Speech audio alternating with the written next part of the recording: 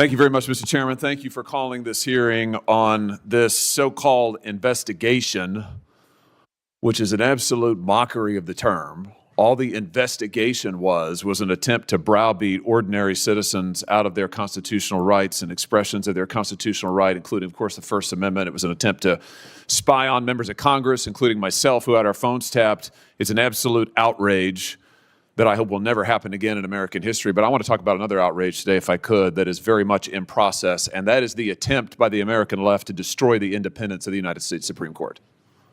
Hey everybody, welcome back to the channel. Today we are diving into something I believe is one of the most important conversations happening in America right now, and the mainstream media won't touch it honestly. I just watched a clip from a congressional hearing on Forbes breaking news, and I had to pause it multiple times to collect myself. A former Attorney General of Missouri is laying out, point by point, a years-long, coordinated, well-funded campaign to intimidate and destroy the independence of the United States Supreme Court. Every American needs to hear this. Let's get into it.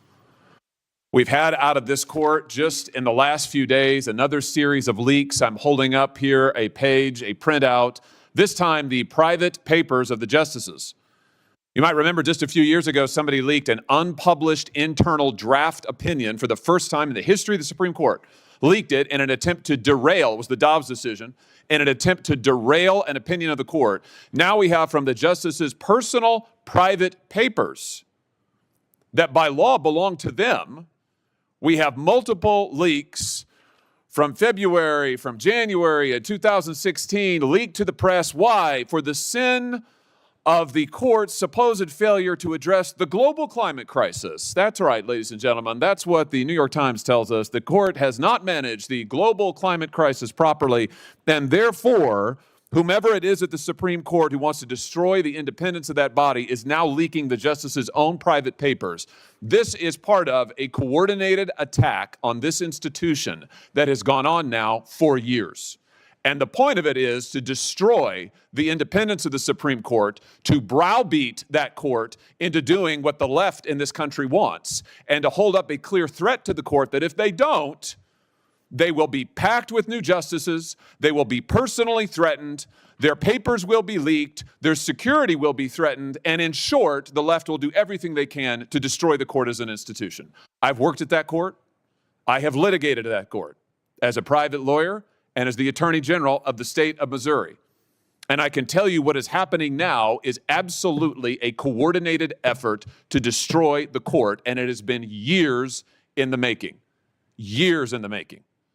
It goes all the way back to when President Obama stood in the well of the House of Representatives at the podium there and to the face of the justices browbeat and criticized them personally for a decision he didn't like. I've heard a lot of fussing from the other side of the aisle. They don't like how President Trump is critical of the court. Really? I don't remember a word when Barack Obama stood and looked at the justices and personally attacked them at a State of the Union address. But that was just the merest beginning. We have had since then an assassination attempt on the life of a justice, Brett Kavanaugh. We have had the current minority leader of the Senate go to the floor, to the steps rather of the Supreme Court, Chuck Schumer, go to the steps of the court and threaten the justices by name. By name. We've had a coordinated leak from within the court meant to derail the Dobbs opinion and to destroy it. We have had dark money groups, left-wing dark money groups funding illegal protests at the justices' homes after an assassination attempt on the justices that the Biden Justice Department and FBI refused to stop, despite the fact they were illegal. For months, these illegal protests meant to threaten the security of the justices went on. Months and months and months, and the Biden Justice Department couldn't lift a finger. And I don't remember hardly a peep from the other side of the aisle. Oh no, this is a deliberate attempt to tell the court, do what we want you to do or we will destroy you. And this is just the latest attempt. I don't know what's going to be left. I mean, if the justices' private papers can be leaked, you know, I'll give the Times credit. They're at least honest. They say they talked to, at least in addition to getting the private papers, 10 different individuals who were formerly employed at the court, who were familiar with deliberations over pivotal emergency orders and spoke on condition of anonymity. Why? Because, and I quote, confidentiality was a condition of their employment. In other words, multiple people from within the court who were delighted to violate their own employment agreements in order to put the private deliberations of the justices into view with the sole purpose of trying to destroy this institution's independence. I happen to believe in our system of government. I believe the three branches were designed for a reason. I believe the independence of the Supreme Court is vital. And I believe if you don't like decisions of that court, and there are plenty I disagree with, plenty, from Citizens United to many, many more, but you do not address those differences of opinion by trying to destroy the institutional legitimacy and independence of the court. And that is exactly what the American left is trying to do in a coordinated fashion. And I'll end with this, Mr. Chairman. We need to follow the money. Those protests at the justice's home that were designed to threaten their safety were funded by somebody. They were funded.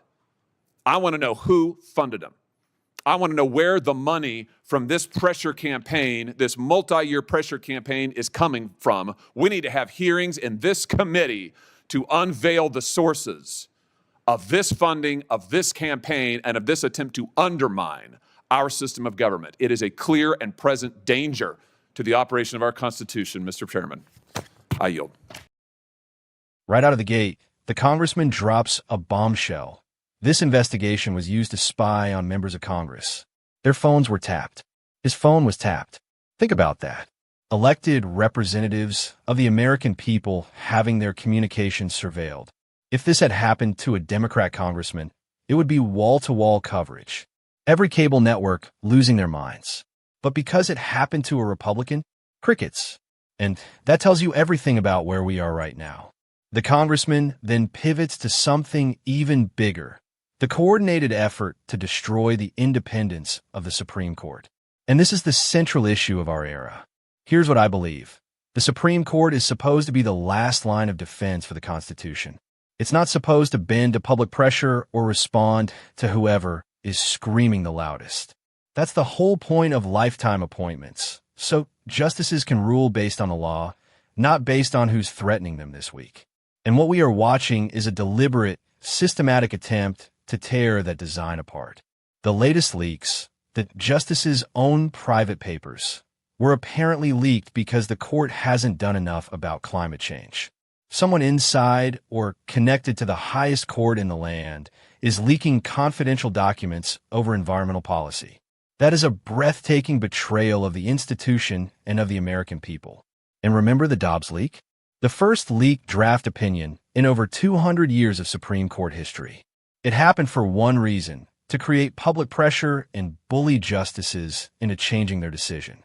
If justices must worry that their private deliberations will be leaked every time they rule in a way someone dislikes, how can they do their jobs? The answer is they can't. And that is exactly the point. The congressman traces this back to President Obama. And this is a historical point too many people have forgotten. At a State of the Union, with justices sitting in the front row, Obama publicly criticized the Supreme Court by name for the Citizens United decision. To their faces, on national television, at the most high-profile political event of the year, where tradition dictates that justices sit in silence and cannot respond. And where was the outrage from Democrats? Because today, every time President Trump says something critical of a court ruling, the left goes absolutely nuclear. But Obama does it directly to the justices' faces? Not one word of criticism. The hypocrisy is stunning, and it reveals that their concern was never really about judicial independence. It was always about control. What came after Obama was far worse. The congressman lists it, and it's chilling when you hear it together. Chuck Schumer, Senate Minority Leader, stood on the steps of the Supreme Court and threatened justices by name, said they would pay the price. The Senate Minority Leader, threatening Supreme Court justices by name on their own steps. If a Republican senator had said anything remotely like that, their career would have been over the next morning. Then there was an assassination attempt on Justice Brett Kavanaugh.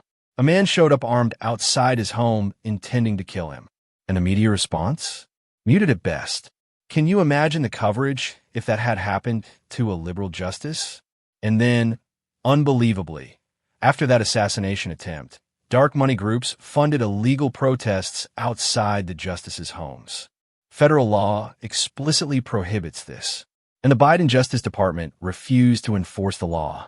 For months of illegal protests designed to intimidate Supreme Court justices, and the Attorney General of the United States did nothing.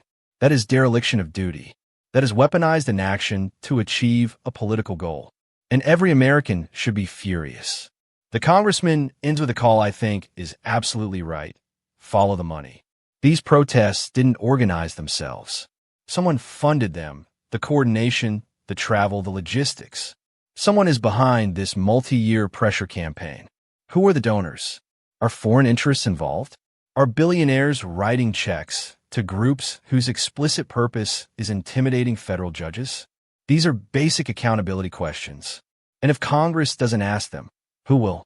The media happily publishing the leaked documents? I don't think so.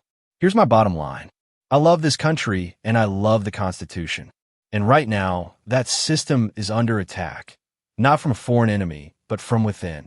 From people who've decided that because they can't always win at the ballot box, they'll intimidate, threaten, leak, and bully to get outcomes regardless of what the law says. That is not democracy. That is the rule of the mob. And if we stay quiet and let it succeed, we will lose something we may never get back. Share this video. Call your representatives. Demand these hearings. The Supreme Court belongs to all of us. God bless you, and God bless the United States of America.